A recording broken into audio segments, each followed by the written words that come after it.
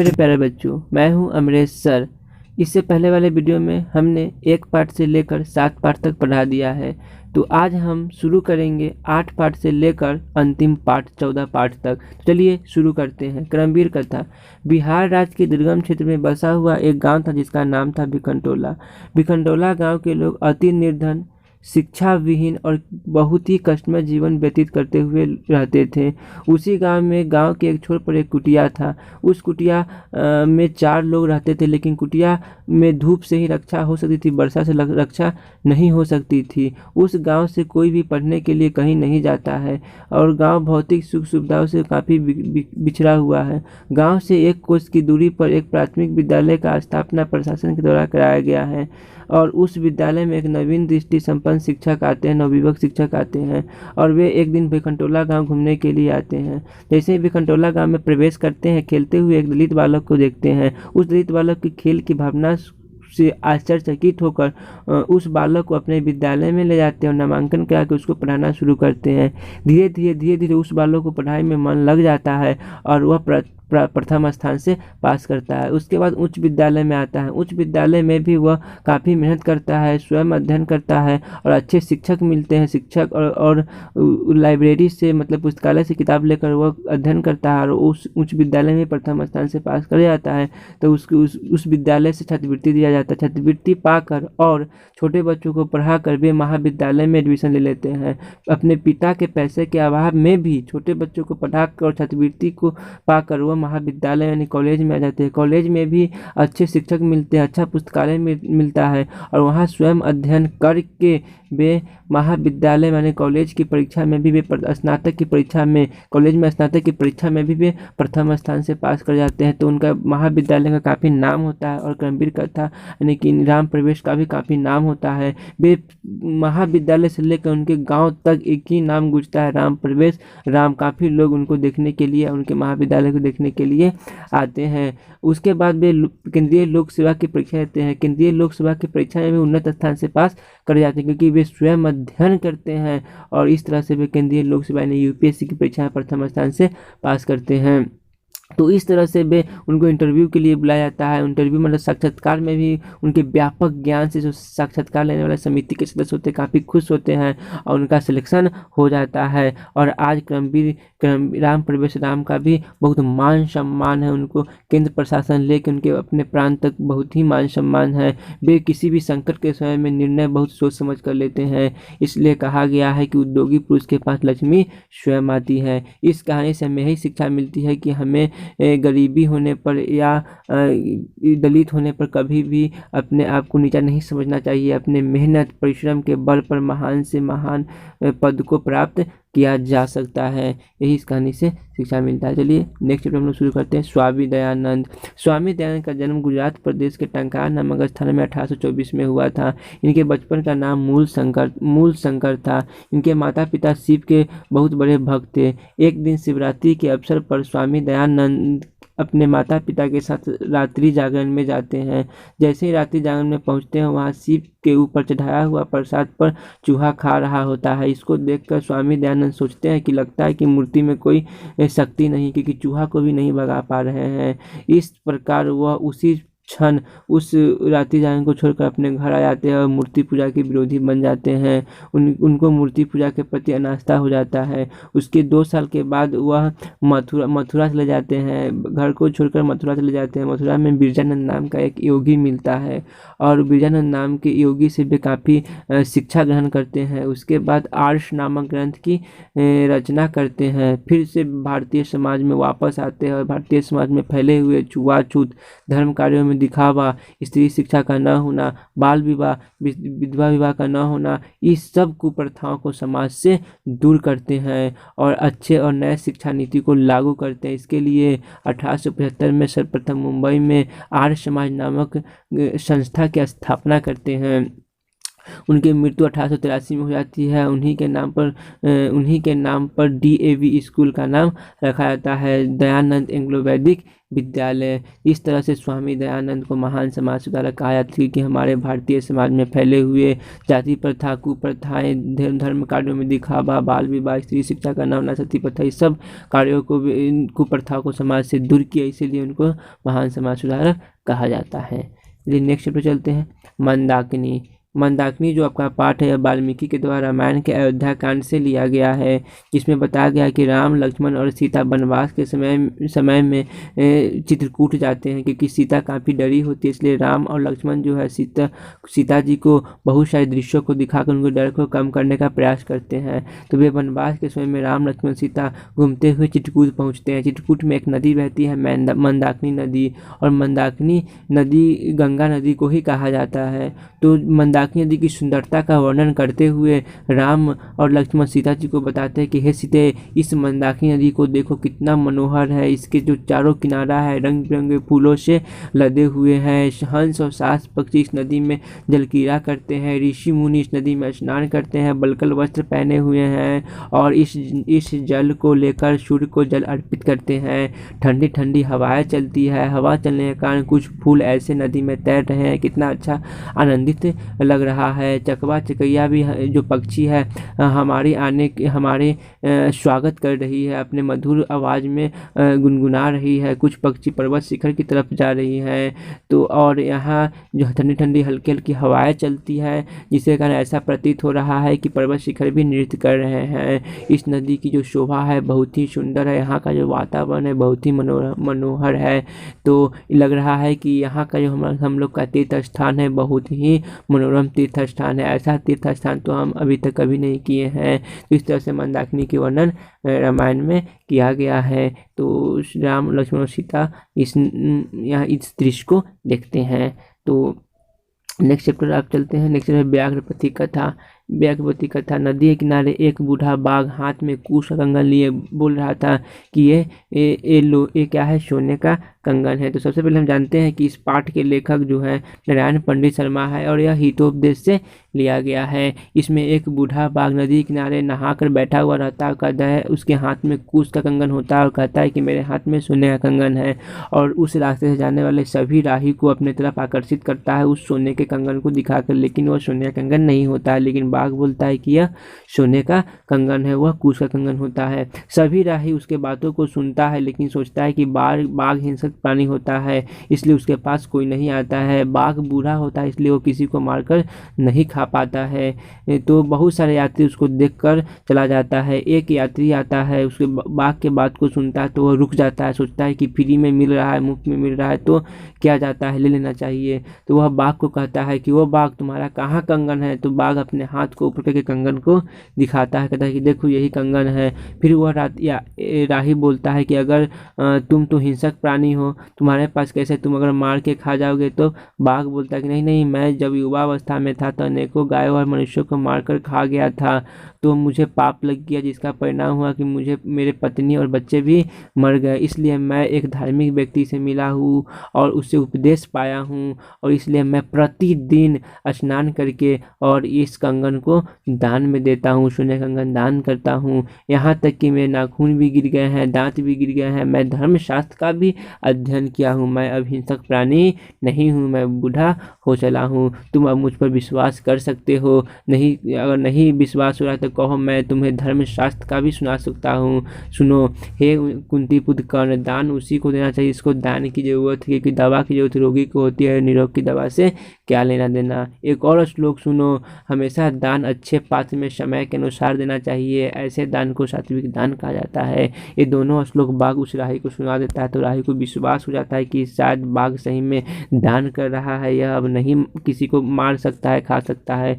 तो वह राही क्या करता है कि वह कहता है कि ठीक है हम आ रहे हैं। तो बाघ बोलता है कि ठीक है तुम आओ, इस कंगन को ले लो, इससे पहले तुम इस नदी में स्नान कर लो, उसके बाद इस कंगन को ले लो। जैसे ही वह राही नदी में स्नान करने के लिए जाता है, उसका पैर उस कीचड़ में फंस जाता है, कीचड़ में फंसता है और वह राही गिर जाता है। बाघ देखता है, अच्छा गिर गए हो, आता हूँ मैं उठाने के लिए। बाघ धीरे धीरे जाता है और उस राही को पकड़कर खा जाता है। इसलिए इस पाठ से हमें यही शिक्षा मिलती है कि हमें किसी भी हिंसक प्राणी पर विश्वास नहीं करनी चाहिए और न लोभ करनी चाहिए, लोभ का परिणाम हमेशा बुरा होता है। नेक्स्ट चैप्टर पढ़ते हैं। नेक्स्ट चैप्टर है कर्णस्य दानवीरता पाठ। कर्णस्य दानवीरता पाठ, चलिए हम लोग कर्णस्य दानवीरता पाठ को देखते हैं। इसमें कर्ण के दानवीरता को बताया गया है। यह जो आपका पाठ है कर्णस्य दानवीरता पाठ, यह भास के द्वारा लिया गया है। यह इसके लेखक है भास। यह 13वें नाटक या नाटक के रूप में यह अभिनय किया गया है। तो चलिए शुरू करते हैं। इसमें क्या होता है कि कवच, कर्ण के शरीर में एक कवच और कुंडल है। इसको इंद्र ब्राह्मण के रूप में आते हैं और यह कवच कुंडल ले लेते हैं। तो सबसे पहले मैं आपको बता दूं इसका जो इम्पोर्टेंट होगा कि यह पाठ कर्णस्य दानवीरता पाठ कहाँ से लिया गया है। तो लिखिएगा कर्णभार नामक रूपक से लिया गया है। कर्णस्य दानवीरता पाठ के लेखक कौन है, लिखिएगा भास। इसका लेखक है भास। अब पूछिए कि कर्णभार नामक रूपक कहाँ से लिया गया है, तो लिखिएगा महाभारत से लिया गया है। इसमें कुंती पुत्र कर्ण और कौरव पक्ष की तरफ, कुंती पुत्र जो कर्ण है वह कौरव पक्ष की तरफ से युद्ध करते हैं और पांडव की तरफ से अर्जुन युद्ध करते हैं। तो कर्ण जो है काफ़ी शक्तिशाली, क्योंकि उनके शरीर में कवच और कुंडल है। लेकिन अर्जुन सोचते हैं कि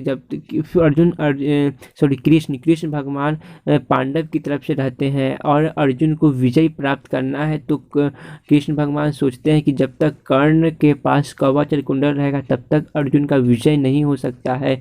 इसलिए वे इंद्र भगवान को भेजते हैं कि जाइए आप कर्ण ब्राह्मण के रूप में और भिक्षा के स्वरूप में कवच और कुंडल मांगकर ले आइए। तो कर्ण ब्राह्मण के रूप में आते हैं और कहते हैं कि वो कर्ण, तुम सूर्य की तरह तुम आगे बढ़ते रहो, चांद की तरह पहाड़ की तुम अपना यश प्राप्त करते रहो। महतराम भिक्षा याचे, मुझे बहुत बड़ी भिक्षा चाहिए। जैसे ही इंद्र भगवान ब्राह्मण के रूप में आते हैं कर्ण के पास तो कहते हैं मुझे बहुत बड़ी भिक्षा चाहिए। तो कर्ण पहले उनको प्रणाम करता है और आशीर्वाद के स्वरूप में कुछ नहीं बोलते हैं, आशीर्वाद सोचते हैं इंद्र भगवान के हम आशीर्वाद में क्या दे। अगर इनको दीर्घायु भव दे देंगे तो फिर दीर्घायु हो जाएगा, तो फिर युद्ध में नहीं मरेगा, तो फिर अर्जुन की हार हो जाएगा, कर्ण जीत जाएगा। तो वे सोचते हैं कि नहीं दीर्घायु भव नहीं देना है। वे सोचते हैं कि कहते हैं कि तो कर्ण, तुम सूर्य की तरह, चांद की तरह, हिम की तरह, सागर की तरह तुम अपना यश प्राप्त करते रहो। तो कर्ण कहता है कि हे ईश्वर, हे ब्राह्मण, क्या आप मुझे दीर्घायु होने का आशीर्वाद क्यों नहीं दिए? क्या आपको यह शोभा नहीं दिया? कोई बात नहीं है। तो इंद्र बोलते हैं मुझे बहुत बड़ी भिक्षा चाहिए, महतराम भिक्षा याचे। तो कर्ण बोलते हैं कि ठीक है, अगर बहुत बड़ी भिक्षा चाहिए तो मैं आपको 1000 गाय दे देता हूँ, आप 1000 गाय ले जाइए। तो इंद्र बोलते हैं कि गाय क्या करेंगे, गाय लेकर, हम गाय का दूध बहुत पिए, मुझे गाय नहीं चाहिए। फिर बोलते हैं कर्ण कि ठीक है, आप 1000 घोड़ा ले जाइए। तो फिर बोलते हैं इंद्र की घोड़ा क्या करेंगे हम लोग, मुझे घोड़ा भी नहीं चाहिए। हाथी ले जाइए। तो फिर इंद्र बोलते हैं कि हाथी भी नहीं चाहिए, हम हाथी का ही बहुत सवारी किए। फिर बोलते हैं सोना ले जाइए। तो सोना भी नहीं लेते हैं कि हम सोना लेकर क्या करेंगे। उसके बाद कहते हैं कि अगर सोना भी नहीं चाहिए तो हम आपको पूरा पृथ्वी जीत कर देते हैं, आप पूरा पृथ्वी ले लीजिए। फिर बोलते हैं इंद्र की पृथ्वी नहीं, मुझे पृथ्वी नहीं चाहिए, क्योंकि उनको कवच और कुंडल लेना है। फिर बोलते हैं कि मैं अपना आपको मैं अग्नि फल, आप अग्नि मतलब जो यज्ञ करते हैं उस यज्ञ का मैं फल दे देता हूँ, आप यज्ञ फल ले लीजिए। तो मुझे यज्ञ फल क्या करेंगे हम यज्ञ फल लेकर, मुझे यज्ञ का फल भी नहीं चाहिए। तो लास्ट में तो फिर बोलते हैं कर्ण की ठीक है, मैं अपना गर्दन काट के सर काट के देता हूँ, आप सर काट को लीजिए। फिर कहते हैं कि सर नहीं मुझे सर नहीं काटिए। तो फिर बोलते हैं लास्ट में कर्ण बोलते हैं कि मेरे शरीर में देवताओं से, असुरों से, दानवों से रक्षा के लिए कवच कुंडल है, तो आप चाहते इस कवच कुंडल को स्वीकार करें। जैसे कवच कुंडल का नाम इंद्र सुनते हैं कहते हैं कि दातु दे दीजिए कवच कुंडल दे दीजिए। तब कर्ण को समझ में आ जाता है कि यह कपट बुद्धि कृष्ण का ही उपाय है, जो छल पूर्वक मुझसे कवच कुंडल लिया जा रहा है। लेकिन वह दानवीर होते हैं, वह दान देने में काफ़ी मतलब कि पीछे कभी भी नहीं हटते, वह महान से महान चीज़, प्रिय से प्रिय वस्तु भी दान दे देते, इसलिए वह दान में दे देते हैं। लेकिन उनका जो अंगराज रहता है वो मना करता है कि नहीं देना चाहिए। तो समझाते हैं कर्ण की सुनो अंगराज, शिक्षा का भी समय के साथ विनाश हो जाता है, पेड़ भी अपना पत्ती समय के साथ त्याग देता है, जल भी अपने स्थान पर सूख जाती है, लेकिन दिया हुआ दान कभी भी नहीं मरता है, इसलिए दान हमेशा करना चाहिए। यही आपका पाठ था। चलिए नेक्स्ट वीडियो हम लोग चलते हैं, विश्व शांति। विश्व शांति पाठ में विश्व के शांति और अशांति के बारे में बताया गया है। इस पाठ में बताया गया है कि विश्व अशांति के सागर के किनारे जा चुका है। बहुत ही कम ऐसा देश है जहाँ पे शांति वातावरण में। शांति का जो मुख्य कारण है वो है द्वेष और असहिष्णुता। शांति का दो मुख्य कारण है, द्वेष और असहिष्णुता। द्वेष से ही असहिष्णुता का जन्म होता है। लोग एक दूसरे को देखकर जलते हैं, द्वेष की भावना होता है, लोग के अंदर अहम की भावना होता है, जिससे अशांति फैलता है। महात्मा बुद्ध बताए थे कि अशांति को अगर खत्म शांति में बदलना है तो हमें परोपकार परमार्थ को अपनाना चाहिए, भाईचारा बंधुता को अपनाना चाहिए, तब जाकर के हम क्या कर सकते हैं, अशांति को शांति में बदल सकते हैं। तो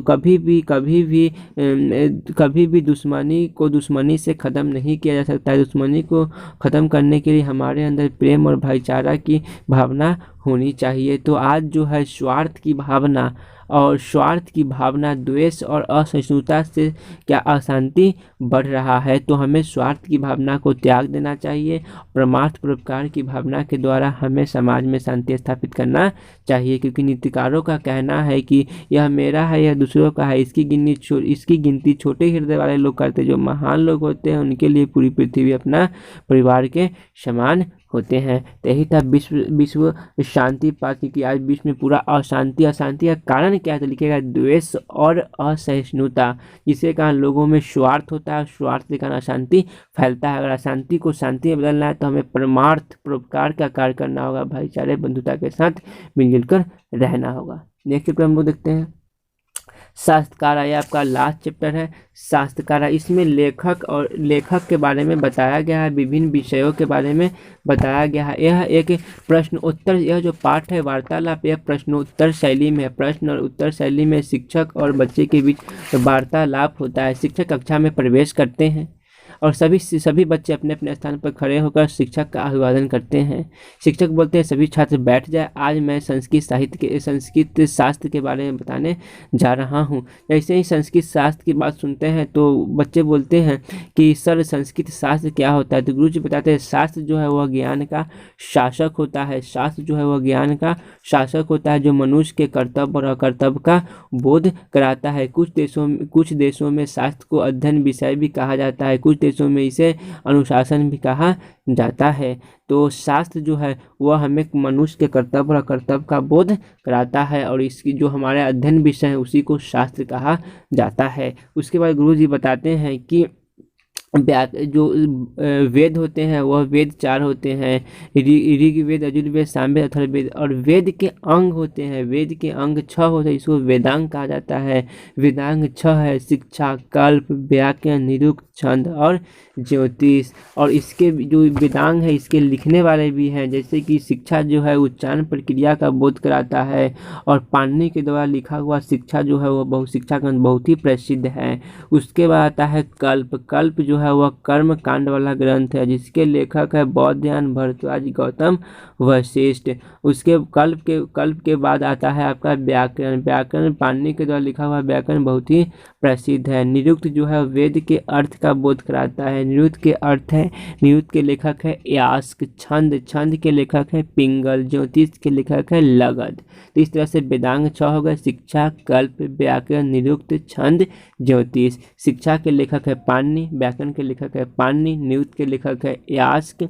उसके बाद छंद के लेखक है पिंगल, ज्योतिष के लेखक है लगध। उसके बाद कुछ दर्शन शास्त्र भी हैं। संख्या दर्शन के लेखक है कपिल, योग दर्शन के लेखक है पतंजलि, न्याय दर्शन के लेखक है गौतम, वैशेषिक दर्शन के लेखक है कनाद, मीमांसा दर्शन के लेखक है जैमिनी, और वेदांत दर्शन के लेखक है वदरायण। ये सब एग्जाम में पूछता है। उसके बाद अगर हम बात करें कुछ वैज्ञानिक शास्त्र के बारे में, तो विज्ञान के विभिन्न शाखाओं से शास्त्र का निर्माण हुआ है। आयुर्वेद शास्त्र की बात करें तो चरक संहिता से आयुर्वेद शास्त्र आया है। सुश्रुत चरक संहिता और सुश्रुत संहिता 2 संहिता है, जिससे चरक संहिता से आयुर्वेद शास्त्र आया है और सुश्रुत संहिता से रसायन विज्ञान और भौतिक विज्ञान आया है। और हम ज्योतिष शास्त्र की बात करें, ज्योतिष शास्त्र से खगोल विज्ञान और गणित शास्त्र आया है। अगर हम बात करें आर्यभट्टनामा, आर्यभट्टनामा जो है आर्यभट्ट के लिखा हुआ एक बहुत ही प्रसिद्ध ग्रंथ है। 12 मिहिर के लिखा हुआ जो ग्रंथ है उसका नाम है बृहत संहिता। बृहत संहिता 12 मिहिर के द्वारा लिखा हुआ एक ग्रंथ है। उसके बाद अगर हम बात करें तो कृषि विज्ञान के जो लेखक है वो है पराशर। तो इस तरह से आपके एग्जाम में इसमें से क्वेश्चन आता है कि वेदांग कितने हैं, तो वेदांग 6 है। फिर दर्शन शास्त्र के संस्थापक कौन है, तो शंकर दर्शन के कपिल है, योग दर्शन के पतंजलि है, गौतम न्याय दर्शन के गौतम है, वैशेषिक दर्शन के कनाद है, जैमिनी मीमांसा के जैमिनी है, वेदांत के वज्रायन है। फिर उसी प्रकार आपका वेदांग के लेखक है, संस्थापक है। तो इस तरह से क्वेश्चन इसमें आते हैं। तो इस तरह से आपका चैप्टर समाप्त हुआ। थैंक यू बच्चों, thank you so much. Video को लाइक करें, सब्सक्राइब करें, अपने दोस्तों को भी